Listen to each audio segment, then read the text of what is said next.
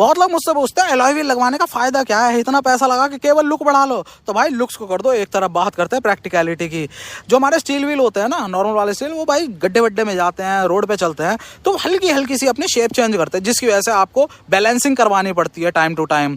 Bubbling मारने लगते हैं ना बिना बैलेंसिंग के। अब बबलिंग मारेंगे तो भाई जो रबर है वो भी कम चलती है, टायर पूरी लाइफ आपको दे नहीं पाते। वही बात करेंगे एलॉय व्हील की, एलॉय व्हील हार्ड होता है, ये डायरेक्टली टूटता ही है।